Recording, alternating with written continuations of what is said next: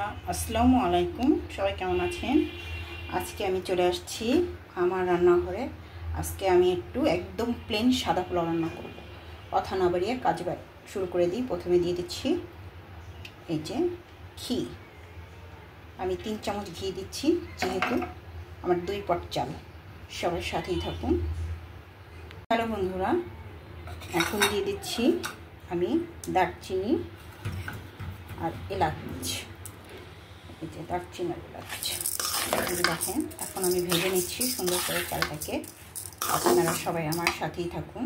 আমি চুলার জালটা এখন দিয়ে দিলাম, হালকাভাবে দিব, যেহেতু জালটা পুড়ে যাবে এই জন্য আমি হালকাভাবে দিচ্ছি। মিডিয়াম লোতে চুলাটা জ্বালিয়ে দিয়েছি। সবাই সাথেই থাকুন। আমি চালটা সুন্দর করে ভেজে নিচ্ছি, তারপর আবার ফিরে আসছি। বন্ধুরা, আমি চালটা খুব সুন্দর করে ভেজে নিচ্ছি, একটু কম আঁচে দিয়ে দিচ্ছি। এটা হচ্ছে একদম সিম্পল পোলাও।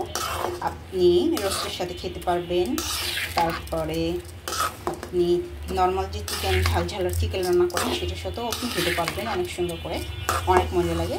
একদম সিম্পল, এটা বাচ্চারাও পছন্দ করে। বেশি একেবারে মশলাপাতি দিলে না মুখটা ফিরিয়ে নেয়। আমার কাছে এরকম সিম্পল সাদা পোলাও এটা আমার কাছে খুব ভালো লাগে, অনেক খাওয়া যায় ভাতের মতো। আবার তো এর সাথে তো যাই গরুর মাংসের সাথে। দেখেন, সবাই দেখতে থাকুন। এই সাদা পোলাও আপনি মাটনের সাথেও খেতে পারবেন, মাটনের সাথেও অনেক দারুণ যাবে। এখন আমার ভাজা প্রায় শেষ, আমি আর বেশি ভাজবো না। হালকা হালকা বাদামি কালার হলেই আমি পানি দিয়ে দেবো। সিম্পল সাদা পোলাও অনেক মজা লাগে, সবাই করে দেখবেন আমার এই নিয়মে অবশ্যই আপনাদের কাছে পারফেক্ট মনে হবে। এখন আমি দিয়ে দিব পানি। যেহেতু এখানে 2 পট চাল আছে, সেহেতু দ্বিগুণ পানি হবে। এটা তো আপনারা সবাই জানেন, সবাই বুঝেন, এবং এটা তো সবাই বুঝতে পারেন যে কীভাবে পোলাও রান্না করতে হয়। নতুনদের জন্য রইল অনেক অনেক ভালোবাসা, শুভেচ্ছা। এই যে এটার আমি 4 কাপ পানি দিয়ে দেবো। বন্ধুরা, এই যে আমি এই লাস্ট 4 কাপ পানি দিয়ে দিলাম। মোট 4 কাপ পানি আমি দিয়ে দিলাম। এখন আমি একটু ঢেকে দিব। তার আগে অবশ্যই আমি কাঁচামরিচ দিয়ে দিব। পোলাওতে কাঁচামরিচ না দিলে না ফ্লেভার আসে না ভালো। এখন আমি একটু ঢেকে দিচ্ছি। ঢাকার আগে আমি অবশ্যই একটু লবণ দিয়ে দিচ্ছি। সবাই সাথেই থাকুন, স্বাদ মতো সবাই লবণ দিয়ে দেবো। আমার পোলাওয়ের সাদা পোলাওয়ের এই সিচুয়েশন। আমি আবার একটু ঢেকে দিব। এখনও সিদ্ধ হয়নি ভালো করে, হালকা হালকা একটু কাঁচা আছে। আপনারা সাথেই থাকুন আর আমার এই খুন্তির বাড়ি শুনতে থাকুন। ঢেকে দিচ্ছি। এই যে দেখুন, আমার পোলাওটা একেবারে সুন্দর হয়ে গিয়েছে, একেবারে ঝরা ঝরা।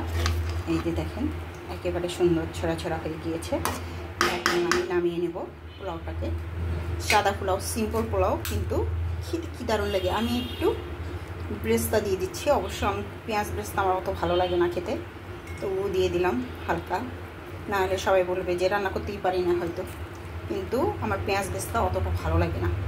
এদের তৈরি হয়ে গেল আমার অনেক স্বাদের সাদা পোলাও। সবাই সাথে থাকবেন, সবাই আমার রেসিপিটা অবশ্যই ফলো করবেন এবং দেখবেন। সবার প্রতি রইল অনেক অনেক ভালোবাসা, শুভেচ্ছা। অবশ্যই আমার চ্যানেলটাকে সাবস্ক্রাইব করে দেবেন, কমেন্ট করবেন, শেয়ার করবেন। আমি আপনার পাশে চলে যাব এবং আপনার পরিবারে গিয়ে অবশ্যই কমেন্ট করে আসবো এবং আপনার রেসিপি দেখে আসবো। আল্লাহ হাফেজ।